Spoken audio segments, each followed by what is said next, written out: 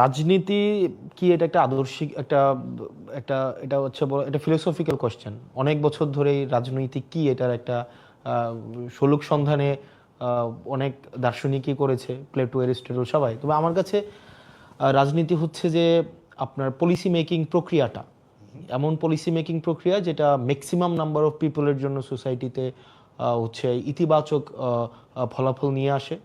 এবং যেই policy making প্রক্রিয়ার মধ্য দিয়ে আপনি ক্ষমতা গ্রহণ করবেন এবং রাষ্ট্র নাগরিকের প্রতি যেই দায়িত্বগুলো পালন করবে এবং নাগরিক রাষ্ট্রের প্রতি যেই কর্তব্যগুলো পালন করবে, এই পুরো প্রক্রিয়াটাই হচ্ছে আমার কাছে রাজনীতি।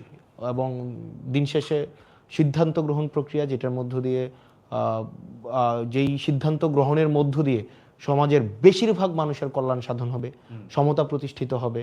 এবং এটার সাথে ক্ষমতা সরাসরি জড়িত। আপনি দিন শেষে ক্ষমতায় যেতে হবে।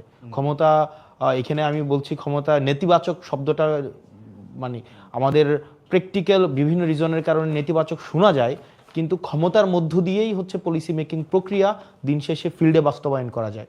তো রাজনীতি আমার কাছে এই সবগুলোর হচ্ছে একটা একটার সাথে সম্পৃক্ত। ইন্টারেস্টিং।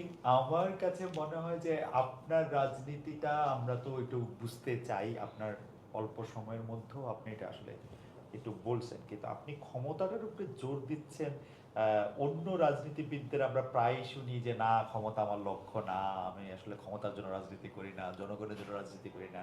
সেক্ষেত্রে আপনি একদম স্পষ্ট বলতেছেন যে না, এটার সাথে ক্ষমতা খুব সম্পর্কিত। এটা আর একটু বলবেন, মানে আপনার ইউ হ্যাভ, ফর এক্সাম্পল, আপনার ভালো পলিসি আছে। আপনার রাজনীতির অনেক ধরনের রূপ হয়, যেমন সিভিল সোসাইটি হচ্ছে সে কখনোই হচ্ছে আপনার ক্ষমতায় যাবে না, কিন্তু সেও পলিসি প্রপোজ করে সোসাইটিতে, সামাজিক সম্মতি উৎপাদন করে, রাজনৈতিক সম্মতি উৎপাদন করে। পেপার পত্রিকারও এক ধরনের পলিটিক্যাল পজিশন আছে, সেও সম্মতি উৎপাদন করে। কিন্তু দিন শেষে একটা রাজনৈতিক দলের দিন শেষে সেটা অবজেক্টিভ থাকবে, সে সেটা ক্ষমতায় যাবে। ক্ষমতা বলতে বোঝাচ্ছে যে এক্সিকিউশনের তার হচ্ছে একটা ম্যান্ডেট থাকবে।